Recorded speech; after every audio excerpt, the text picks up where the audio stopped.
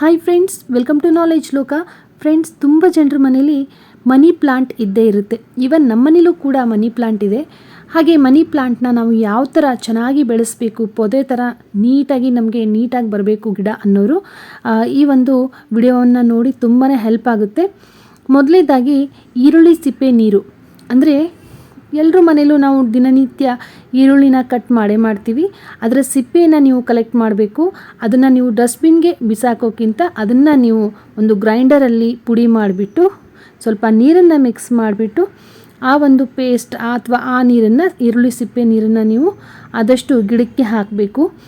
ಇಲ್ಲಪ್ಪ ನಮಗೆ ಈರುಳ್ಳಿ ಸಿಪ್ಪೆಯನ್ನು ನಮಗೆ ಗ್ರೈಂಡ್ ಮಾಡಿ ಹಾಕೋಷ್ಟು ಟೈಮ್ ಇಲ್ಲ ಅಂತ ಅನ್ನೋರು ಅಟ್ಲೀಸ್ಟ್ ಒಂದು ಪಾತ್ರೆಯಲ್ಲಿ ನೀರಿನಲ್ಲಿ ನೀವು ಈರುಳ್ಳಿ ಸಿಪ್ಪೆನ ನೆನೆ ಹಾಕಿಬಿಟ್ಟು 1-2 ಗಂಟೆ ಬಿಟ್ಬಿಟ್ಟು ಆ ನೀರನ್ನು ನೀವು ಮನಿ ಪ್ಲಾಂಟ್ಗೆ ಹಾಕ್ಬೋದು. ಯಾಕೆಂದರೆ ಈರುಳ್ಳಿ ಸಿಪ್ಪೆಯಲ್ಲಿ ಸಿಲಿಕಾ ಮತ್ತು ಸಲ್ಫರ್ ಅನ್ನುವಂತಹ ರಾಸಾಯನಿಕಗಳು ಇರೋದ್ರಿಂದ ಇದು ಹೊಸ ಎಲೆಗಳು ಬೇಗ ಬರೋದಕ್ಕೆ ಹೆಲ್ಪ್ ಮಾಡುತ್ತೆ. ಹಾಗಾಗಿ ಅಟ್ಲೀಸ್ಟ್ ವಾರಕ್ಕೆ ಒಮ್ಮೆ ಆದರೂ ಈರುಳ್ಳಿ ಸಿಪ್ಪೆಯ ನೀರನ್ನು ನೀವು ಹಾಕಬೇಕಾಗುತ್ತೆ. ಇನ್ನು ಎರಡನೇದಾಗಿ ಸೂರ್ಯನ ಬೆಳಕು ಚೆನ್ನಾಗಿ ಬರುವಂತಹ ಜಾಗದಲ್ಲಿ ನೀವು ಮನಿ ಪ್ಲಾಂಟ್ನ ಇಡಬೇಕು. ಇಲ್ಲಿ ಪ್ರತಿ ಸಸ್ಯಕ್ಕೂ ಕೂಡ ಸೂರ್ಯನ ಬೆಳಕು ಅನ್ನೋದು ತುಂಬಾ ಇಂಪಾರ್ಟೆಂಟು. ಸೂರ್ಯನ ಬೆಳಕಿಲ್ಲದೆ ಹೋದರೆ ಯಾವ ಗಿಡಗಳು ಕೂಡ ಚೆನ್ನಾಗಿ ಬೆಳಕ್ಕೆ ಸಾಧ್ಯ ಇಲ್ಲ. ಹಾಗಂತ ನೀವು ತುಂಬಾ ಬಿಸಿಲಿಗೆ ನೀವು ಮನಿ ಪ್ಲಾಂಟ್ ಇಡೋದ್ರಿಂದನೂ ಕೂಡ ಮನಿ ಪ್ಲಾಂಟ್ನ ಒಂದು ಬೆಳವಣಿಗೆ ಕುಂಠಿತ ಆಗುತ್ತೆ. ಹಾಗಾಗಿ ಆದಷ್ಟು ನೀವು ಮೀಡಿಯಮ್ ಬೆಳಕು, ಸೂರ್ಯನ ಬೆಳಕು ಬರೋಂತಹ ಪ್ಲೇಸಲ್ಲಿ ಸ್ವಲ್ಪ ನೆರಳಿರಬೇಕು, ಆದರೆ ಬೆಳಕು ಬರ್ತಾ ಇರಬೇಕು. ಅಂತಹ ಒಂದು ಜಾಗದಲ್ಲಿ ಮನಿ ಪ್ಲಾಂಟ್ ಇಡೋದ್ರಿಂದ ಮನಿ ಪ್ಲಾಂಟ್ ಚೆನ್ನಾಗಿ ಬೆಳೆಯುತ್ತೆ. ಇನ್ನು ಮೂರನೇದಾಗಿ ಅಲೋವೆರಾ ಜೆಲ್ ಮತ್ತು ನೀರು. ಸ್ವಲ್ಪ ನಿಮ್ಮ ಮನೆ ಹತ್ರನೇ ಇರುವಂತಹ ಒಂದು ಅಲೋವೆರಾ ಒಂದು ಜೆಲ್ ಇದ್ದರೆ, ಅಂದರೆ ಅಲೋವೆರಾ ಗಿಡದಿಂದ ಒಂಚೂರು ಅಲೋವೆರಾನ ಬಿಡಿಸ್ಬಿಟ್ಟು ಅದರಿಂದ ಜೆಲ್ನ ರಿಮೂವ್ ಮಾಡಿ ಅದ್ರ ಜೊತೆ ನೀರನ್ನು ಮಿಕ್ಸ್ ಮಾಡಿ ನೀವು ಮನಿ ಪ್ಲಾಂಟ್ಗೆ ಹಾಕಬೇಕು. ಇದರಿಂದ ಮನಿ ಪ್ಲಾಂಟ್ನ ಬೇರಿನ ಬೆಳವಣಿಗೆ ತುಂಬಾ ಬೇಗ ಆಗುತ್ತೆ, ತುಂಬ ಚೆನ್ನಾಗಿ ಬೆಳವಣಿಗೆ ಆಗುತ್ತೆ ಮನಿ ಪ್ಲಾಂಟ್ದು. ಇದನ್ನು ನೀವು 15 ದಿವಸಕ್ಕೆ ಒಮ್ಮೆ ಮಾಡಿದರೆ ಸಾಕು. ಇನ್ನು ಅಕ್ಕಿ ತೊಳೆದಂತಹ ನೀರು, ಎಲ್ಲರೂ ಕೂಡ ದಿನನಿತ್ಯ ನಾವು ಅಕ್ಕಿ ತೊಳಿತೀವಿ.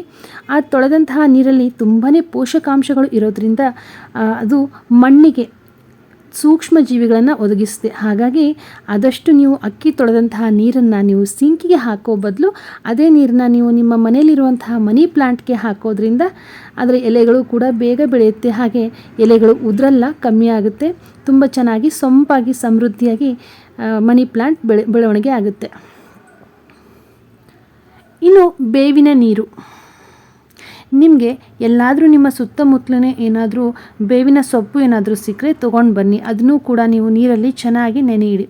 1-2 ಗಂಟೆ ನೀವು ಚೆನ್ನಾಗಿ ನೆನೆ ಇಟ್ಬಿಟ್ಟು ಆ ಒಂದು ನೀರನ್ನು ನೀವು ಮನಿ ಪ್ಲಾಂಟ್ಗೆ ಹಾಕೋದ್ರಿಂದ ಫಂಗಸ್ ಮತ್ತು ಕೀಟಗಳಂತಹ ಹುಳುಗಳಿಂದ ಮನಿ ಪ್ಲಾಂಟ್ನ ನೀವು ರಕ್ಷಣೆಯನ್ನು ಮಾಡ್ಬೋದು.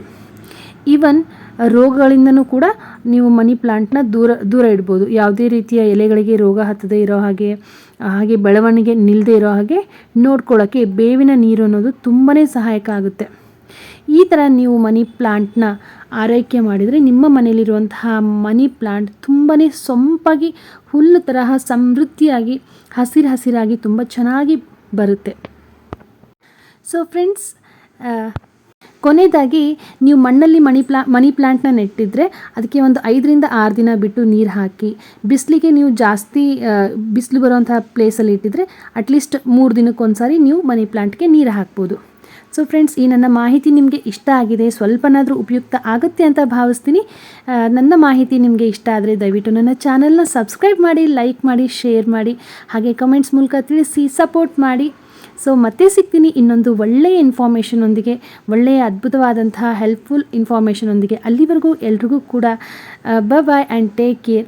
ಮತ್ತೆ ಸಿಗ್ತೀನಿ. ಎಲ್ರಿಗೂ ಒಳ್ಳೆಯದಾಗಲಿ.